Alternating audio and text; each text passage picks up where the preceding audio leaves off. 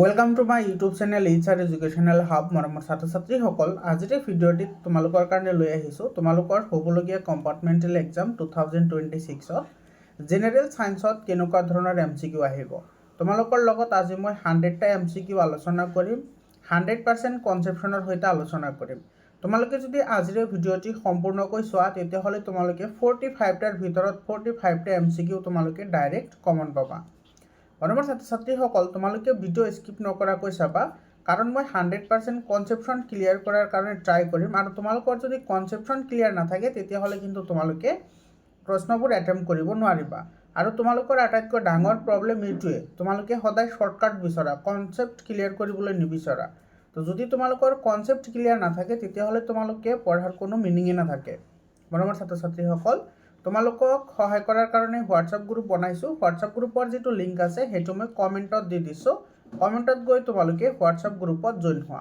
তোমালোকে আজিৰ এই ভিডিঅ'টো চোৱাৰ পিছত MCQৰ কাৰণে আৰু কোনো ভিডিঅ' চাব নালাগে কাৰণ ইয়াতে 100% কনচেপশ্যন মই তোমালোকক দিবলৈ চেষ্টা কৰিম আৰু তোমালোকৰ বুক গোটেইখিনি বুক তোমালোকৰ ৰিভিজন হৈ যাব মৰমৰ ছাত্ৰ ছাত্ৰীসকল এতে চোৱা যিটো প্ৰথম প্ৰশ্ন তোমালোকৰ যিটো মেইন এক্সাম হৈছে 2026ত তাতে তোমাৰ 2 মাৰ্কৰ কুৱেশ্যন আহিছে ডাইৰেক্টলি তোমাৰ এই সন্তুলনৰ ওপৰত এতে চোৱা তোমাৰ এই ইকুৱেশ্যনবোৰ তোমাৰ চেঞ্জ হ'ব পাৰে কিন্তু সন্তুলন কৰা হয় কেনেকৈ তোমালোকে যদি সেইটোৱে বুজি নোপোৱা তোমালোকে কিহৰ কাৰণে তোমালোকে পঢ়ি আছা তো তোমালোকৰ সন্তুলন কৰাৰ যিটো প্ৰচেছ বা সন্তুলন কেনেকৈ কৰিব লাগে সেইখিনি তুমি জানিব লাগে সেইকাৰণে তোমালোকৰ এই চোৱা 2 মাৰ্কৰ কুৱেশ্যন ডাইৰেক্টলি আহিছে আৰু তোমাৰ এক্সাৰচাইজৰ পৰা ডাইৰেক্টলি কুৱেশ্যন আহিছে আৰু কেনেকুৱা ধৰণৰ এক্সাৰচাইজৰ কুৱেশ্যন আহিব সেইটোৰ ওপৰত মই কেমিষ্ট্ৰি তাৰপিছত ফিজিক্স আৰু বায়'লজি এই তিনিওটাৰে ছেপাৰেট পাৰ্টকৈ মই অলৰেডি আপলোড কৰিছোঁ তোমালোকে চাই লোৱা নাইবা হোৱাটছআপ গ্ৰুপত জইন হোৱা মই হোৱাটছআপ গ্ৰুপৰ লিংকবোৰ শ্বেয়াৰ কৰি দিম নাইবা তোমালোকে মোৰ ইউটিউব চেনেলৰ যিটো প্লেলিষ্ট বনোৱা আছে তাতে গ'লেও তোমালোকে ভিডিঅ' তিনিটা পাই যাবা আৰু তাৰ বাহিৰে কোনো কুৱেশ্যন নাহে যিসকলে মোৰ চেনেল ফ'ল' কৰিছে সিহঁতে 100% কুৱেশ্যন সিহঁতে কৰিব পাৰিছে আৰু মেক্সিমাম ষ্টুডেণ্টে লেটাৰ মাৰ্কছ পাইছে মৰমৰ ছাত্ৰ ছাত্ৰীসকল তো ইয়াতে চোৱা তোমাৰ প্ৰথমতে চোৱা তোমাৰ এই সন্তুলনৰ ওপৰত কিন্তু প্ৰশ্ন আহিব তোমালোকৰ কম্পাৰ্টমেণ্টেল এক্সামতো আহিব যোৱা বছৰৰ যিবোৰ কম্পাৰ্টমেণ্টেল এক্সামৰ গোটেইকেইটা ছাবজেক্টৰ কুৱেশ্যন পেপাৰ মোৰ চেনেলতে আপলোড কৰা আছে তোমালোকে যদি চোৱা নাই তোমালোকে চাই ল'বা এতিয়া আহিছোঁ আমাৰ এই প্ৰশ্নটিলৈ চোৱা আৰু এইটো তোমাৰ ইংলিছ আৰু এছামিজ দুয়োটা মিডিয়ামৰ ছাত্ৰ ছাত্ৰী চাব পাৰিবা কোনো ইয়াতে চিন্তা কৰিবলগীয়া নাই ইয়াতে চোৱা তোমাৰ প্ৰথমতে আছে এইটো চোৱা মেংগেনিজ ডাইঅক্সাইডে যেতিয়া হাইড্ৰক্লৰিক এচিডৰ লগত ৰিয়েকশ্যন কৰে মেংগেনিজ ক্লৰাইড তাৰপিছত তোমাৰ ৱাটাৰ আৰু ক্লৰিন উৎপন্ন কৰে এতিয়া তুমি চোৱা এইখিনি তোমাৰ ইয়াতে লেফ্ট হেণ্ড ছাইডত যিমান আছে ৰাইট হেণ্ড ছাইডত তোমাৰ সিমানেই হ'ব লাগে প্ৰথমতে ইয়াতে চোৱা তোমাৰ ক্লৰিন চোৱা ইয়াতে ক্লৰিন কেইটা আছে ক্লৰিন আছে ইয়াতে এটা কিন্তু ইয়াতে ক্লৰিন আছে কেইটা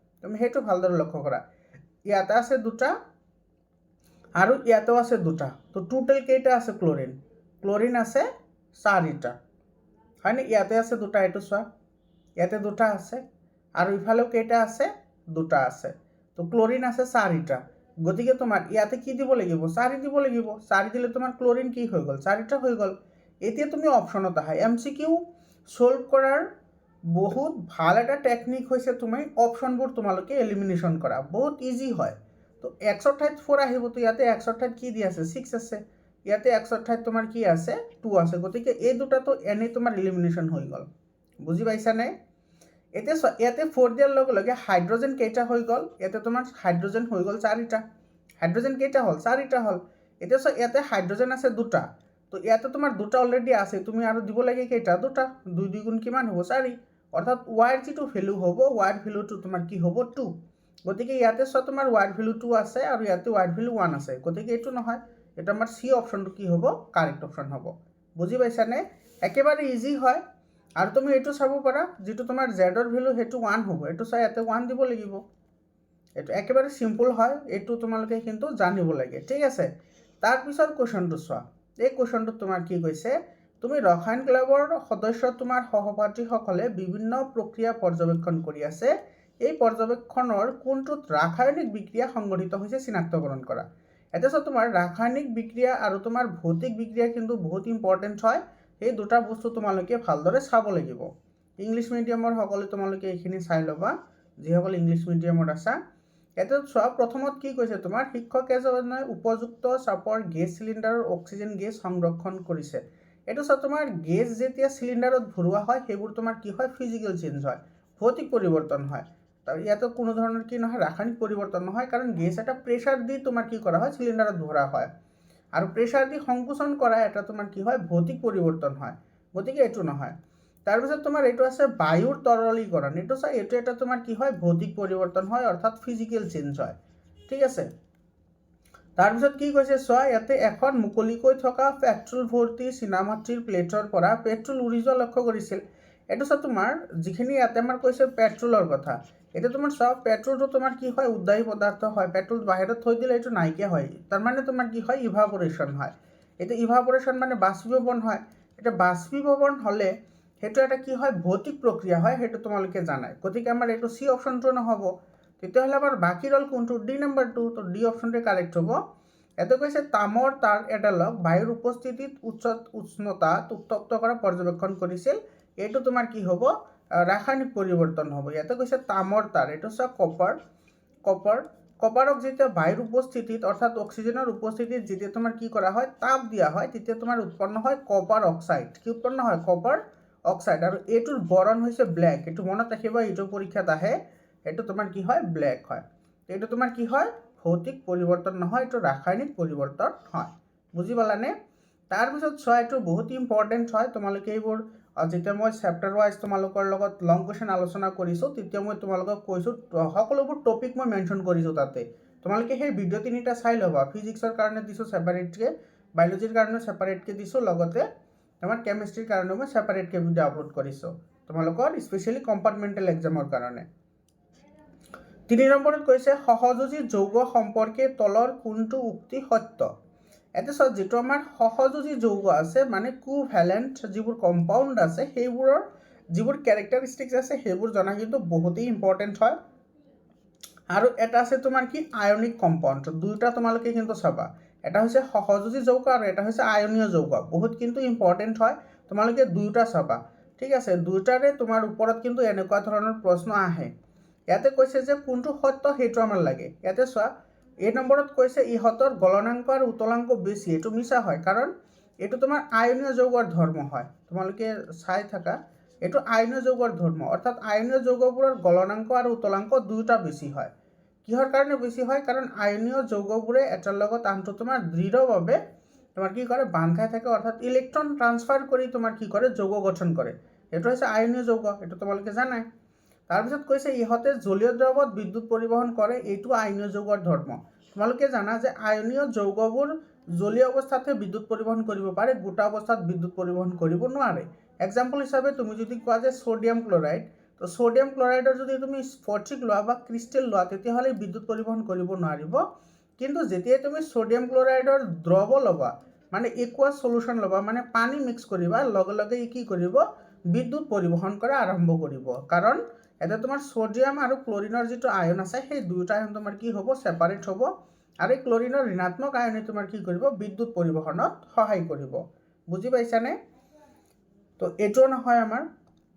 তাৰপিছত তোমাৰ কি কৈছে চোৱা, পৰমাণুৰ মাজত ইলেক্ট্ৰন ভাগ বতৰা কৰি ইহঁত গঠন হয়, এইটো তোমাৰ শুদ্ধ হয়, এইটো তোমালোকে জানা। সহযোজী যৌগবোৰে তোমাৰ কি কৰে ইলেক্ট্ৰন ভাগ বতৰা কৰে, আৰু আয়নীয় যৌগবোৰে ইলেক্ট্ৰন ট্ৰান্সফাৰ কৰে, আৰু ক'ৰ পৰা ক'লৈ ট্ৰান্সফাৰ কৰিব, সেইটো মেটেলৰ পৰা নন মেটেললৈ ইলেক্ট্ৰন ট্ৰান্সফাৰ কৰে, মেটেলৰ পৰা নন মেটেল, অৰ্থাৎ ধাতুৰ পৰা অধাতুলৈ তোমাৰ কি কৰে ইলেক্ট্ৰন ট্ৰান্সফাৰৰ যোগেদি যিবোৰ যৌগ গঠন হয় সেইবোৰকে তোমাৰ আয়নীয় যৌগ বুলি কয়।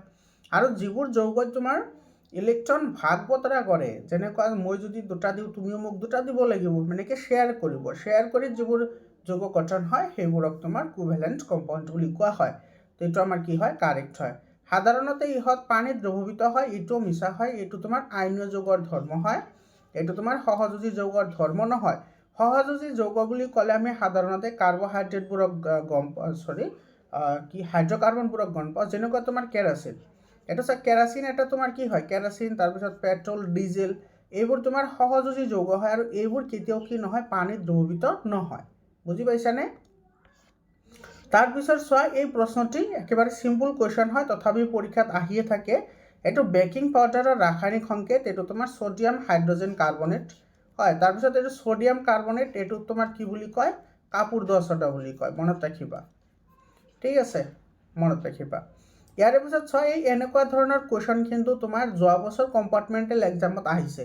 এই 6 নম্বৰ যিটো কুৱেশ্যন আছে ঠিক এনেকুৱা ধৰণৰ কুৱেশ্যন আহিছে, এইটোৱে অহা নাই, মানে এনেকুৱা ধৰণৰ কুৱেশ্যন আহিছে।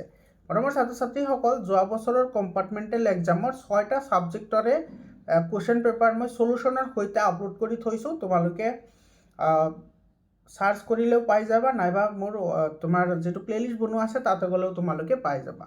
চোৱা ইয়াতে কি কৈছে, সোডিয়াম কাৰ্বনেটৰ দ্ৰৱ এক্সৰ সৈতে বিক্ৰিয়া কৰি লৱণ উৎপন্ন কৰে। এইটো চোৱা, আমাৰ আছে কি sodium carbonate Na2CO3, sodium carbonate এক্সৰ লগত বিক্ৰিয়া কৰে, এক্সৰ লগত বিক্ৰিয়া কৰিছে, উৎপন্ন কৰিছে লৱণ, মানে ইয়াৰে লৱণ আহিছে সল্ট। ঠিক আছে, তাৰপিছত আছে কি তোমাৰ ৱাটাৰ আছে, আৰু এটা কি আছে, এটা গেছ উৎপন্ন কৰিছে ৱাই, এটা গেছ কি উৎপন্ন কৰিছে ৱাই। এতিয়া আমি সকলোৱে জানো যেতিয়া তোমাৰ কাৰ্বনেট যৌগ আহে, এই কাৰ্বনেট যৌগবোৰে বিক্ৰিয়া কৰিলে সদায় তোমাৰ কি গেছ উৎপন্ন কৰে, কাৰ্বন ডাই অক্সাইড গেছ উৎপন্ন কৰে। কি গেছ, কাৰ্বন ডাই অক্সাইড গেছ। তো আমি গম পালোঁ যে ৱাইটো নিশ্চিতভাৱে কাৰ্বন ডাই অক্সাইড হ'ব, তো এইটো হাইড্ৰজেন নহয়, এইটো হাইড্ৰজেন নহয়। তো আমাৰ দুটা অপশ্যন এনেই তোমাৰ কেঞ্চেল হৈ গ'ল।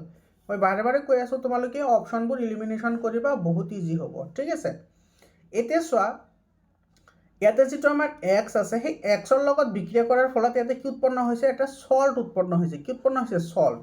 এতিয়া এইটো হৈছে কাৰ্বনেট যৌগ। কি যৌগ, কাৰ্বনেট যৌগই কিহৰ লগত বিক্ৰিয়া কৰি লৱণ উৎপন্ন কৰে, এচিডৰ লগত বিক্ৰিয়া কৰি লৱণ উৎপন্ন কৰে। তো এইটো চোৱা, সোডিয়াম হাইড্ৰক্সাইড এটা ক্ষাৰক হয়, গতিকে আমাৰ এইটো নহ'ব, তো আমাৰ ডি অপশ্যনটো কি হ'ব, কাৰেক্ট অপশ্যন হ'ব। যেতিয়া সোডিয়াম কাৰ্বনেটে হাইড্ৰক্লৰিক এচিডৰ লগত ৰিয়েকশ্যন কৰিব, তেতিয়া তোমাৰ উৎপন্ন হ'ব কি, সোডিয়াম ক্লৰাইড, তাৰপিছত আহিব তোমাৰ ৱাটাৰ, আৰু লগত আহিব কি, কাৰ্বন ডাই অক্সাইড। এইটো হৈছে তোমাৰ কেমিকেল ৰিয়েকশ্যন। বুজি পালানে? 7 নম্বৰ কুৱেশ্যনটো চোৱা কি কৈছে ইয়াতে, তলৰ কোনটো অধাতু খাদ্য বস্তু সংৰক্ষণ কৰিবলৈ ব্যৱহাৰ কৰা হয়। এইটোতো আমি জানো নাইট্ৰজেন ব্যৱহাৰ কৰা হয়, নাইট্ৰজেনক প্ৰতিজাৰক পদাৰ্থ হিচাপে ব্যৱহাৰ কৰা হয়। তাৰপিছত চোৱা 8 নম্বৰ যিটো কুৱেশ্যন আছে, 8 নম্বৰ কুৱেশ্যনত আমাৰ কৈছে যে তলৰ কোনটো ডবাৰেনাৰৰ ট্ৰায়াড হয়। এতিয়া চোৱা ইয়াতে ডবাৰেনাৰৰ ট্ৰায়াডৰ কথা কৈছে, তোমালোকে মন কৰিবা ডবাৰেনাৰে 3টা ট্ৰায়াডহে গঠন কৰিব পাৰিছিল। কেইটা ট্ৰায়াড, 3টা। আৰু সেই 3টা কি কি আছিল তোমালোকে মনত ৰাখা, এনেকৈ মনত ৰাখা, লিনাক, লিথিয়াম, সোডিয়াম আৰু পটেছিয়াম। তাৰপিছত আছে কাছৰ বাৰী, মানে কেলছিয়াম, ষ্ট্ৰনট্ৰিয়াম আৰু বেৰিয়াম। তাৰপিছত আছে ক্লৰিন, ব্ৰমিন আৰু আয়ডিন।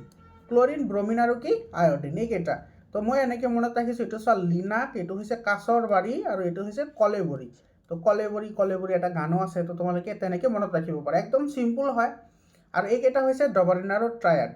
তো আমাক সুধিছে কোনটো হয়, তো ইয়াতে তোমালোকে যদি ভালদৰে চোৱা, এইটো কেলছিয়াম, ষ্ট্ৰনট্ৰিয়াম আৰু বেৰিয়াম আছে, গতিকে এইটো আমাৰ চি অপশ্যনটো কি হ'ব, কাৰেক্ট অপশ্যন হ'ব। তাৰপিছত চোৱা 9 নম্বৰ কুৱেশ্যনটোত আমাৰ কি কৈছে, ইয়াতে উল্লেখিত পেশীকোষত সংঘটিত হোৱা ৰাসায়নিক বিক্ৰিয়াৰ যিটো তোমাৰ কি আছে, প্ৰকাৰ আছে, সেইটো আমাক সুধিছে। তো ইয়াতে চোৱা ৰাসায়নিক বিক্ৰিয়াৰ কথা সুধিছে, এইটো কিন্তু বহুত ইম্পৰ্টেণ্ট হয়। তোমালোকে এনেকুৱা ধৰণৰ কুৱেশ্যন পাবা। এইটো তোমাৰ কিহত দিছে চোৱা, এইটো গ্লুক'জ আছে, গ্লুক'জটো তোমাৰ কোষ প্ৰৰসত সংঘটিত হৈছে আৰু অক্সিজেনৰ অভাৱত। এইটো চোৱা বহুত ইম্পৰ্টেণ্ট এটা টপিক হয় এইটো। তোমালোকৰ কিতাপত এটা ধুনীয়া ডায়েগ্ৰামো আছে, মই তোমালোকক সেইটো কেমিষ্ট্ৰি পাৰ্টৰ যিটো ভিডিঅ' আপলোড কৰিছোঁ তাতে মই আলোচনা কৰিছোঁ। তো যেতিয়া তোমাৰ অক্সিজেনৰ অভাৱত উৎপন্ন হয়, তেতিয়া তোমাৰ কি উৎপন্ন হয়, লেক্টিক এচিড উৎপন্ন হয়। আৰু এই লেক্টিক এচিডৰ ফলতে আমাৰ কি আহে, হীৰামুৰি ধৰে। হীৰামুৰি মানে বুজি পাইছা, হঠাতে তুমি পৰিশ্ৰম কৰিলে তোমাৰ গাটো যে বিষাই থাকে, তেতিয়া তোমাৰ এই লেক্টিক এচিডৰ কাৰণে গাটো বিষাই থাকে। এই প্ৰশ্নটো কিন্তু পৰীক্ষাত আহে। তেতিয়া আমাৰ কি হ'ব, লেক্টিক এচিড হ'ব ইয়াৰ আমাৰ শুদ্ধ উত্তৰ। বুজি পাইছানে? তাৰপিছত চোৱা ইয়াতে 10 নম্বৰ কুৱেশ্যনটিত কৈছে আৱৰ্জনা আৰু অতিৰিক্ত পানী ফিল্টাৰ কৰাৰ বাবে মানুহৰ শৰীৰৰ কোনটো অংশ দায়বদ্ধ। একদম চিম্পল কুৱেশ্যন হয়, সেইটো হৈছে আমাৰ কিডনী, বৃক্ক। তাৰপিছত কুৱেশ্যনটো চোৱা ইয়াতে 11 নম্বৰ কুৱেশ্যনটোত তোমাৰ কি কৈছে, এইটো চাবা বহুত ইণ্টেলেকচুৱেল কুৱেশ্যন হয়। এইটো কি কৈছে তোমাৰ ইয়াতে চোৱা, এক্স নামৰ মৌল এটাই অক্সাইড গঠন কৰে আৰু যিয়ে পানীত দ্ৰৱীভূত হৈ এনে এটা দ্ৰৱ গঠন কৰে যিয়ে ৰঙা লিটমাছ নীলা কৰে। এইটো চাবা এনেকুৱা ধৰণৰ কুৱেশ্যন কিন্তু হট কুৱেশ্যন হয়। হট মানে হৈছে হায়াৰ অৰ্ডাৰ থিংকিং। এনেকুৱা ধৰণৰ কুৱেশ্যন কিন্তু কম্পাৰ্টমেণ্টেল এক্সামত বেছিকৈ অহা দেখা যায়, যোৱা বছৰ আহিছে। ঠিক আছে, তাৰ আগৰ বছৰো কম্পাৰ্টমেণ্টেল এক্সামত এনেকুৱা ধৰণৰ কুৱেশ্যন আহিছে। মৰমৰ ছাত্ৰ ছাত্ৰীসকল চোৱা ইয়াতে তোমালোকে ভালদৰে লক্ষ্য কৰে, প্ৰশ্নটো তুমি ধৰিবা কেনেকৈ যে ইয়াতে আমাক সুধিছে কি, তুমি সেইটো আগতে বুজি পাব লাগিব। ইয়াতে চোৱা তোমাৰ ৰঙা লিটমাছ নীলা কৰে। এতিয়া ৰঙা লিটমাছ নীলা যে কৰে সেইটো কোনে কৰে সেইটো তুমি প্ৰথমতে জানিব লাগিব। তো ৰঙা লিটমাছ নীলা কৰে তোমাৰ কোনে? ক্ষাৰকে। এই কথাটো তোমালোকে গম পালা। ৰঙা লিটমাছ নীলা কৰে ক্ষাৰকে আৰু নীলা লিটমাছ ৰঙা কৰে এচিডে। বুজি পাইছা? তাৰপিছত চোৱা ইয়াতে তোমাৰ পানীত দ্ৰৱীভূত হৈ তোমাৰ গঠন কৰে। তেতিয়াহ'লে চোৱা এইটো ক্ষাৰক যদি হয়, যিটো অক্সাইড গঠন কৰিছে সেই অক্সাইডটো ক্ষাৰক হয়। লক্ষ্য কৰা, যিটো অক্সাইড গঠন কৰিছে সেইটো ক্ষাৰক হয়। তো যদি ক্ষাৰক হয় তেতিয়াহ'লে তোমাৰ ইয়াতে নিশ্চিতভাৱে যিটো মৌল এক্স আছে সেইটো তোমাৰ কি হ'ব? ধাতু হ'ব। কি হ'ব? ধাতু। কিয় ধাতু হ'ব? কাৰণ আমি জানো যে ধাতৱীয় অক্সাইডবোৰ সদায় ক্ষাৰকীয় হয়। মানে ধাতুৱে উৎপন্ন কৰা যিবোৰ অক্সাইড আছে সেইবোৰ ক্ষাৰকীয় অক্সাইড হয়। যেনেকুৱা তোমাৰ এলুমিনিয়ামে যেতিয়া অক্সিজেনৰ লগত ৰিয়েকশ্যন কৰিব তেতিয়া তোমাৰ কি উৎপন্ন হয়? এলুমিনিয়াম অক্সাইড উৎপন্ন হয় আৰু এলুমিনিয়াম অক্সাইড এটা ক্ষাৰকীয় অক্সাইড হয়। এতিয়া আমি গম পালোঁ। এতিয়া চোৱা ধাতুবোৰ ইয়াতে কৈছে যে কি তাৰপিছত চোৱা এক্স মৌলটো আধুনিক পৰ্যাবৃত্ত তালিকাৰ কোন অংশত থাকিব? আমি সকলোৱে জানো যে ধাতুবোৰ সদায় পৰ্যাবৃত্ত তালিকাৰ বাওঁফালে থাকে আৰু অধাতুবোৰ পৰ্যাবৃত্ত তালিকাৰ সদায় সোঁফালে থাকে। গতিকে এইটো আমাৰ কি হ'ব? অতি বাওঁফালে। কাৰণ এইটো ধাতু হয়, ধাতুবোৰ সদায় পৰ্যাবৃত্ত তালিকাৰ বাওঁফালে থাকে। যদি ইয়াতে দিলে হয় যে নীলা লিটমাছ ৰঙা কৰে তেতিয়াহ'লে তোমাৰ এইটো কি হ'ব? অধাতু হ'ব আৰু তেতিয়া হ'ব এইটো অতি সোঁফালে। বুজি পাইছানে? এইটো চোৱা 12 নম্বৰ কুৱেশ্যনটোত তোমাৰ কি কৈছে? সমবয়সৰ দুজন ল'ৰা এজন ৰাম যাৰ দেহৰ আকাৰ দুৰ্জয় ওখ কিন্তু আনজন পৰিমলৰ আকাৰ 52। এই পাৰ্থক্যৰ বাবে কোনবিধ হৰম'ন নিঃসৰিত হয়? চোৱা তোমাৰ বহুত ইম্পৰ্টেণ্ট এটা টপিক হয়। মই গোটেইখিনি তোমালোকক কৈ যাম। মই প্ৰথমতে কৈছোঁ যে তোমালোকে এই ভিডিঅ'টো চালে তোমালোকে গোটেই কিতাপটো ৰিভাইজ হৈ যাব। ইয়াতে লক্ষ্য কৰা, তোমালোকে সকলোৱে জানা যে আমাৰ দেহত এটা গ্ৰন্থি আছে যাৰ নাম হৈছে পিটুইটাৰী গ্ৰন্থি। মনত ৰাখিবা দেই, বহুত ইম্পৰ্টেণ্ট হয় পিটুইটাৰী গ্ৰন্থি। আৰু পিটুইটাৰী গ্ৰন্থিক তোমাৰ কি বুলি কোৱা হয়? মাষ্টাৰ গ্ৰন্থি বুলিও কোৱা হয়। এইটো মনত ৰাখিবা, এইটো কিন্তু প্ৰি বোৰ্ড এক্সামিনেশ্যনত বহুত জিলাত আহিছে। পিটুইটাৰী গ্ৰন্থিক মাষ্টাৰ গ্ৰন্থি বুলি কোৱা হয়। আৰু পিটুইটাৰী গ্ৰন্থিয়ে আমাৰ কি কৰে? দেহৰ যিটো বৰ্ধন, দেহৰ বৰ্ধন অৰ্থাৎ দেহৰ উচ্চতা তোমাৰ কি কৰে? নিয়ন্ত্ৰণ কৰে। কেৱল দেহৰ আকাৰে নহয়, পিটুইটাৰী গ্ৰন্থিক এইকাৰণে মাষ্টাৰ গ্ৰন্থি বুলি কোৱা হয় কাৰণ পিটুইটাৰী গ্ৰন্থিয়ে মেক্সিমাম হৰম'নৰ কাম কি কৰে? নিয়ন্ত্ৰণ কৰে। মেক্সিমাম হৰম'নৰ কাম নিয়ন্ত্ৰণ কৰাৰ কাৰণে পিটুইটাৰী গ্ৰন্থিক মাষ্টাৰ গ্ৰন্থি বুলিও কোৱা হয়। তো এটা চোৱা তোমাৰ যিটো দুৰ্জয় ওখ হৈছে সেইটো তোমাৰ কি হৈছে? দেহ বৰ্ধনকাৰী এটা হৰম'ন আছে যাক আমি কি বুলি কওঁ? গ্ৰোথ হৰম'ন অৰ্থাৎ দেহ বৰ্ধনকাৰী হৰম'ন। যদি দেহ বৰ্ধনকাৰী হৰম'ন বেছিকৈ তোমাৰ ৰেগুলেট হয় তেতিয়াহ'লে তোমাৰ মানুহজন বহুত ওখ হয়, দুৰ্জয় ওখ হয়। আৰু যদি তোমাৰ এই গ্ৰোথ হৰম'নটো যদি কমকৈ যদি তোমাৰ কি হয়? ৰেগুলেট হয় বা ছেক্ৰেট হয় তেতিয়াহ'লে মানুহজন বাওনা হয়, মানে ডেৰফুটীয়া। এই যে তোমাৰ একদম চাপৰ হৈ থাকে যে সেই সময়। তো আমাৰ ইয়াতে সুধিছে যে কোনবিধ হৰম'নৰ কাৰণে হয়? এইটো গ্ৰোথ হৰম'নৰ কাৰণে হয়। এইটো এ নম্বৰ অপশ্যনটো কি হয়? কাৰেক্ট অপশ্যন হয়। বুজি পাইছানে? একেবাৰে চিম্পল হয়। কেতিয়াবা তোমাৰ ডাইৰেক্টলি যিটো গ্ৰন্থি সেই গ্ৰন্থিৰ নামো পৰীক্ষাত সোধে। আৰু তোমালোকে জানা থাইৰক্সিন হৰম'নৰ বিষয়ে তোমালোকে এইখিনি কথা মনত ৰাখা। থাইৰক্সিন হৰম'নটো আমাৰ থাইৰয়েড গ্ৰন্থিয়ে নিঃসৰণ কৰে। প্ৰথমতে এই কথাটো মনত ৰাখিবা, থাইৰয়েড গ্ৰন্থিয়ে তোমাৰ কি কৰে? নিঃসৰণ কৰে। আৰু থাইৰয়েড গ্ৰন্থিয়ে থাইৰক্সিন হৰম'ন নিঃসৰণৰ কাৰণে আয়োডিনৰ দৰকাৰ হয়। কিহৰ দৰকাৰ হয়? আয়োডিনৰ দৰকাৰ হয়। আৰু যদি আয়োডিনৰ অভাৱ হয় তেতিয়াহ'লে মানুহৰ কি বেমাৰ হয়? গৰল বেমাৰ হয় বা গইটৰ বেমাৰ হয়। এইখিনি মনত ৰাখিবা। আৰু তোমাৰ টেষ্টষ্টেৰন হৈছে পুৰুষৰ পুংজনন তোমাৰ হৰম'ন আৰু এষ্ট্ৰজেন হৈছে মহিলাৰ পুংজনন হৰম'ন। 30 নম্বৰ কুৱেশ্যনটো চোৱা, চিম্পল কুৱেশ্যন হয়। বিশুদ্ধ ওখ টি আৰু বিশুদ্ধ চাপ টি মটৰ মাহৰ গছৰ মাজত সংকৰণ ঘটোৱা হ'ল F2 প্ৰজন্মত বিশুদ্ধ ওখ আৰু বিশুদ্ধ চাপৰ মটৰ মাহৰ গছৰ অনুপাত কি হ'ল? এতিয়া চোৱা F2 জনতো আমাক সুধিছে। আমি সকলোৱে জানো যে তোমাৰ টিৰ লগত যদি স্মল টি যদি আমি ক্ৰছ কৰোঁ তেতিয়াহ'লে যিটো F1 জেনেৰেশ্যন আহে সেইটো তোমাৰ গোটেইকেইটা তোমাৰ কি আহে? ওখ। গোটেইকেইটা কি হয়? ওখ হয়। আৰু যেতিয়া আমাৰ ইয়াৰে পৰা যিটো তোমাৰ প্ৰগণি আহিব সেইটো হয় কি? তোমাৰ টি তাৰপিছত টি আকৌ আহিব তোমাৰ টি আকৌ আহিব টি। এইকেইটা প্ৰগণি গোটেইকেইটা ওখ হয়। আকৌ যেতিয়া এই প্ৰৱৰ্ণীৰ লগত অৰ্থাৎ তোমাৰ এইটো টি টি আৰু টি টি এই দুটাৰ লগত যেতিয়া তোমাৰ কি হ'ব ক্ৰছ কৰোৱা হ'ব তেতিয়া উৎপন্ন হ'ব তোমাৰ কি টি টি হ'ব, তাৰপিছত হ'ব টি টি, তাৰপিছত হ'ব তোমাৰ টি টি আৰু একেবাৰে শেষত আহিব টি টি।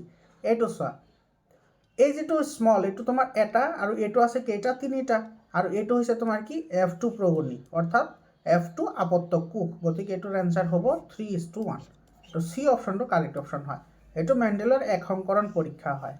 তাৰপিছত চোৱা, অযৌন প্ৰজননত মুকুলোদ্গম সংঘটিত হয়, এইটো হাইড্ৰা। মুকুলোদ্গম সংঘটিত কৰে তোমাৰ হাইড্ৰা। তাৰপিছত তোমাৰ এমিবাই কৰে দ্বিবিভাজন, মনত ৰাখিবা। এমিবাই কি কৰে দ্বিবিভাজন কৰে। তাৰপিছত তোমাৰ মুকুলোদ্গম সংঘটিত তোমাৰ ইষ্টেও মুকুলোদ্গম সংঘটিত কৰে আৰু প্লাজমডিয়াম যিটো আছে সেইটো তোমাৰ কি কৰে প্লাজমডিয়ামে ৰেণু গঠন কৰে তোমাৰ ৰাইজোপাছে আৰু প্লাজমডিয়ামে কৰে বিভাজন। প্লাজমডিয়ামে কিহৰ দ্বাৰা কৰে বিভাজন বা বহু বিভাজনৰ দ্বাৰা কৰে। তাৰপিছত চোৱা, এইটো প্ৰশ্ন তলৰ কোনটো ব্ৰকলিৰ বিৱৰ্তনৰ পূৰ্ণ অৱস্থা, এইটো বনৰীয়া বন্ধাকবি, মনত ৰাখিবা। তাৰপিছত চোৱা, ইয়াতে আমাৰ কি কৈছে এটা মানৱ কোষত থকা ক্ৰমজমৰ সংখ্যা 46, তো মানুহৰ জনন কোষত থকা ক্ৰমজমৰ সংখ্যা কিমান হ'ব 23 হ'ব। তাৰপিছত চোৱা, ইয়াতে 70 নম্বৰত কৈছে অৱতল দাপোন এখনে গঠন কৰা প্ৰতিবিম্ব অসৎ আৰু থিয় হ'লে স্থান ক'ত হ'ব, এইটো মেৰু আৰু ফকাছৰ মাজত হ'ব। এই কুৱেশ্যনটো তোমালোকৰ এক্সাৰচাইজৰ কুৱেশ্যন হয়। তাৰপিছত এইটো চোৱা, চকুৰ কি অংশৰ বাবে চকুৰ লেন্সৰ ফকাছ দৈৰ্ঘ্যৰ পৰিৱৰ্তন হয়, এইটো চিলিয়াৰী পেশী। আৰু এইটো তোমালোকে আৰু এটা কথা মন কৰিবা, চকুৰ যিটো তোমাৰ লেন্সৰ ফকাছ দৈৰ্ঘ্য পৰিৱৰ্তন কৰা সামৰ্থ্য সেইটোক তোমাৰ কি বুলি কোৱা হয় পাৱাৰ অফ একমডেশ্যন বুলি কোৱা হয়। সেইটোক আমি কওঁ power of accommodation. Power of accommodation অৰ্থাৎ এইটোক তোমাৰ অসমীয়াটো পাহৰিলোঁ, যিয়ে নহওক। তাৰপিছত চোৱা, ইয়াতে প্ৰবাহযুক্ত দীঘল সলিনয়েডৰ ভিতৰৰ চুম্বক ক্ষেত্ৰ এইটো সকলো বিন্দুতে একে থাকে। চি অপশ্যন কাৰেক্ট হ'ব।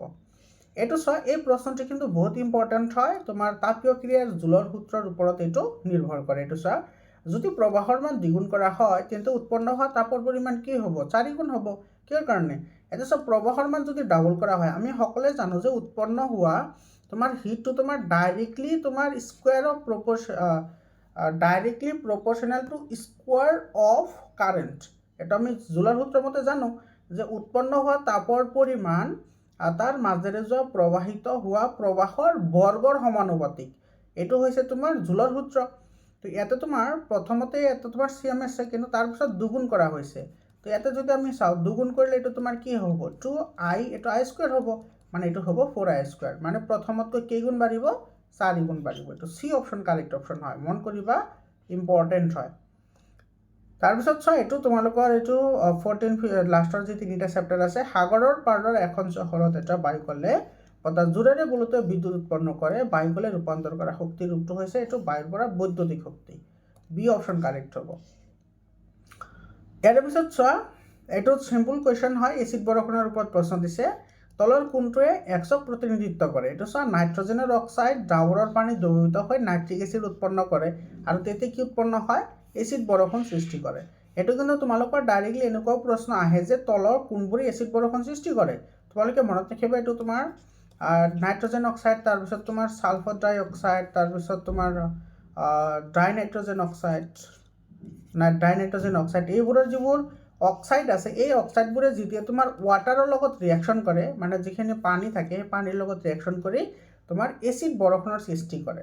ঠিক আছে, আৰু তোমাৰ নাইট্ৰজেনৰ অক্সাইডবোৰে তোমাৰ বেছিকেলি নাইট্ৰিক এচিড উৎপন্ন কৰে, আৰু ছালফাৰৰ যিবোৰ অক্সাইড আছে সেইবোৰে তোমাক কি কৰে ছালফিউৰাছ এচিডৰ উৎপন্ন কৰে।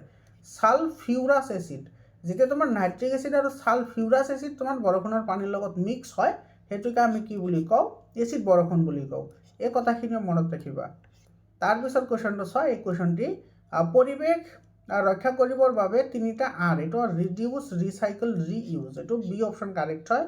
আৰু চোৱা, এইটো কিন্তু লং কুৱেশ্যনৰ কাৰণে বহুত ইম্পৰ্টেণ্ট হয়, 3 মাৰ্কৰ কাৰণে তোমাৰ পৰীক্ষাত আহিবও পাৰে যে 3R প্ৰিন্সিপলটো তুমি ব্যাখ্যা কৰা। ঠিক আছে, এইটো বহুত ইম্পৰ্টেণ্ট হয়। মই যেতিয়া যিটো তোমাৰ মই চেপ্টাৰ ৱাইজ যিটো তোমালোকক এনালাইচিছ কৰিছোঁ তাতে মই এইটো কৈছোঁ, বহুত ইম্পৰ্টেণ্ট কুৱেশ্যন হয়। তাৰপিছত কুৱেশ্যনটো তলৰ কিছুমান হাইড্ৰকাৰ্বনৰ গঠন দেখুওৱা হৈছে, এইটো আমি দেখা পাই আছোঁ।